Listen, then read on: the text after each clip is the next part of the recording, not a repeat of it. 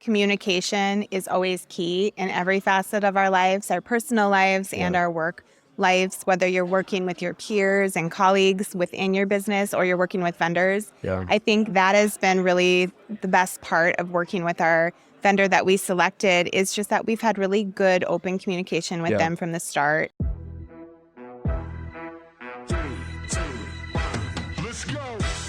Welcome to The Move-In, a senior living marketing podcast from Unlock Health, a full-service marketing partner for the aging services industry.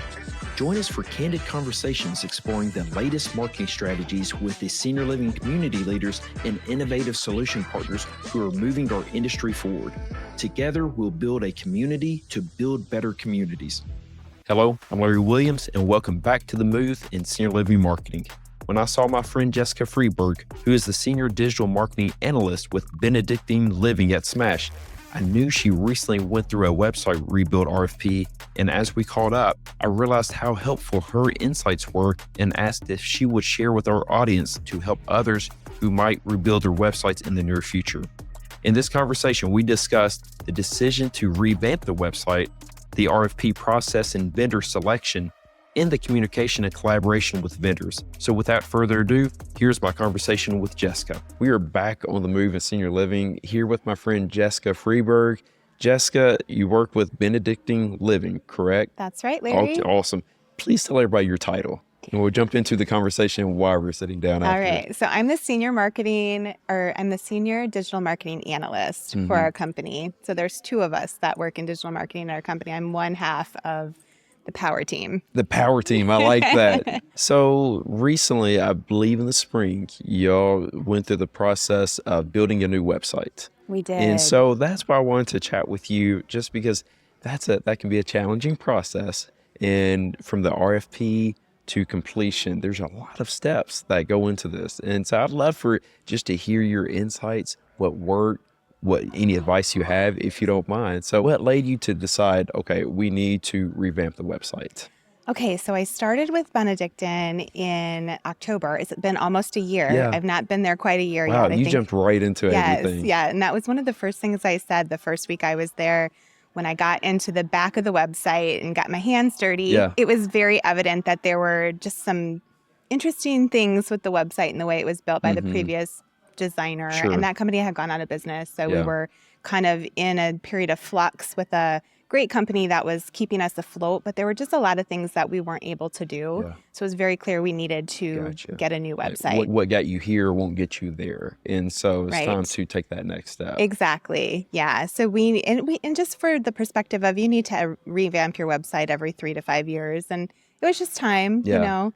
Things change. And so that was my first week there. I said, we need to, go in and create this new website. And my boss was very open to the idea. And so we started to talk about some potential vendors. And he said, we need to do an RFP process.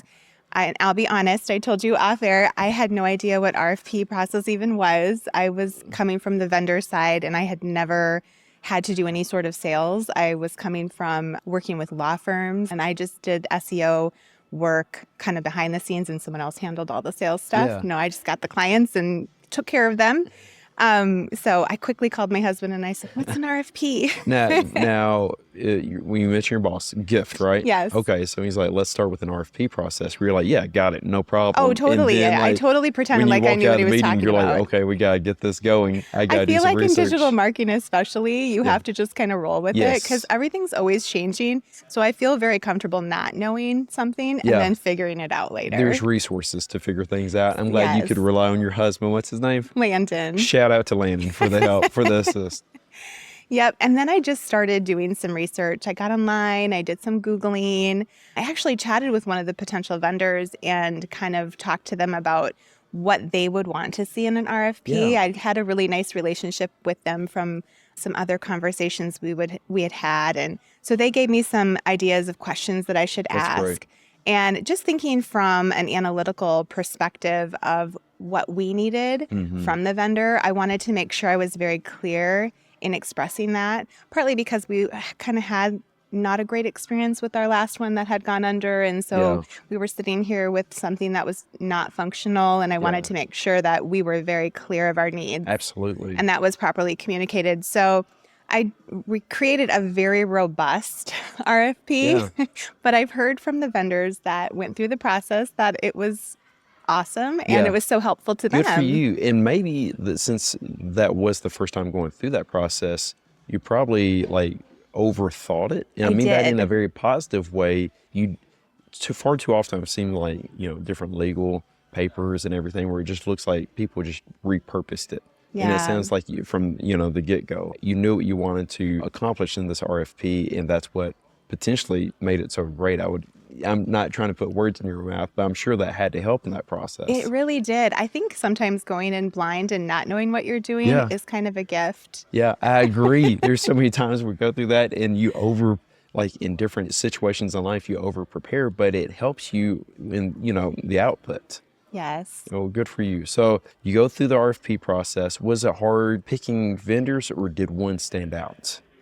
They were all wonderful, I will honestly say. It was really hard. And I have this, I kind of joke, I have a sickness of loving everyone. So as soon as I started talking to people, I instantly liked them. And so it was really hard for me to have to release some of them throughout the process. Well, there's so many good groups in this space. I mean, we walk down the hallways, it's a lot of good people. So you really get to know people and you can hear, I'm sure they also specialize in different things. And if you could put them all together, that would be perfect. Absolutely. And we're nonprofit, so the budgetary constraints were top of mind as well. So there were some that just were going to be too expensive for what we would have available, but they were amazing. So we're like, oh, we wish, we could afford that. In a perfect world, that'd be great. Well, we can't. Yeah, exactly.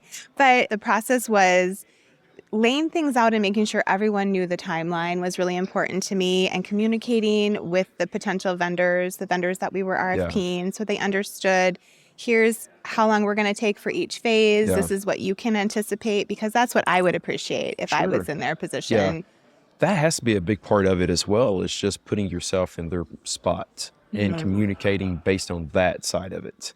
Yeah. If I was in their shoes, how would I want this process to go? Right. And with the website, you have to think about what it looks like visually for users, but you also have to look at how it functions for your team and what you're going to need from it, what you need from reporting and analytics. So there's multiple pieces of the puzzle in that particular RFP. So you have to think about everything. Yeah. So you informed the winning partner, that you're moving forward with them. How did that process go? Did you go through a discovery phase and then asset collection? Was there different moments that made the rest of the process a lot easier? And do you have any advice to someone as they start this past the RFP phase of how can you have a strong foundation to make the rest of that website build go smoothly? I really think that communication is always key in every facet of our lives, our personal lives and our work lives, whether you're working with your peers and colleagues within your business or you're working with vendors. I think that has been really the best part of working with our vendor that we selected, is just that we've had really good open communication with them from the start. We went through a process of discovery. They were able to kind of run some programs on the back end of our existing website to see how people were engaging with it. And so we could see what pages were working and what pages really weren't, and kind of what our top touch points were with users. And so we could kind of use that to inform the strategy going forward.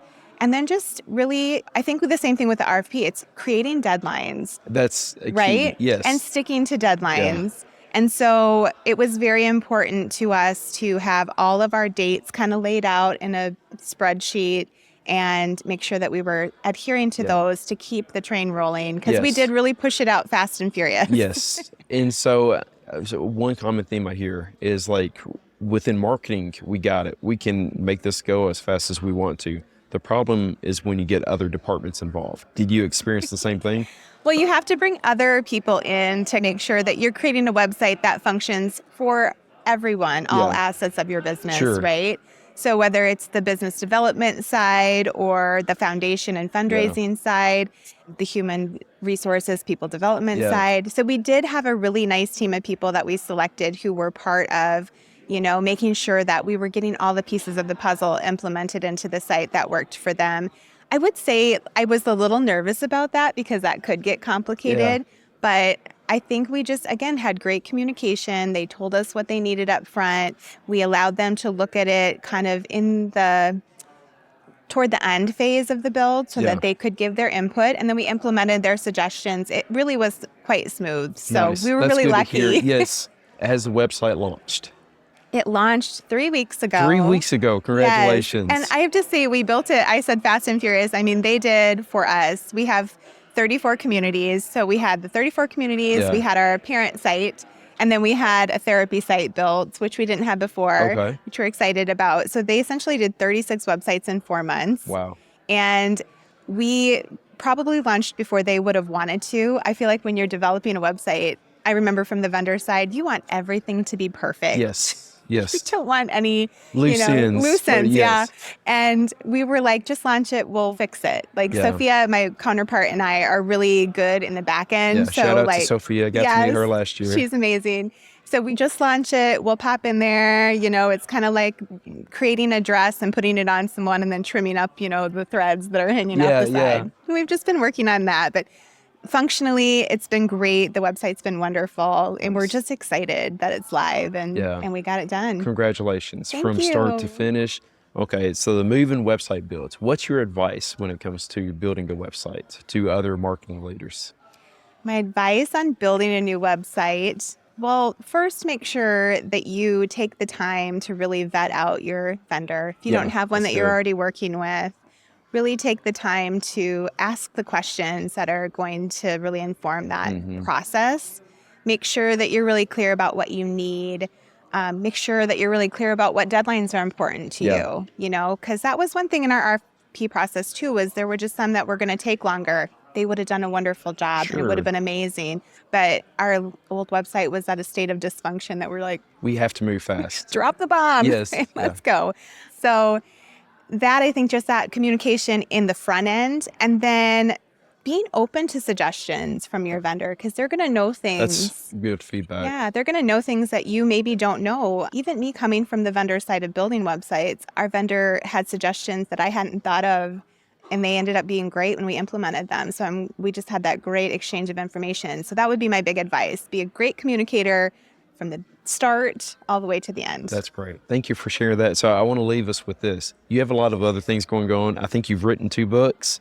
Yes. I'd like for you to tell everybody about those books and your podcast. Thank you. Yeah. So by day, I work in digital marketing. Yes. And by night, I've been writing books for over a decade. I've got about 12 of them out right now.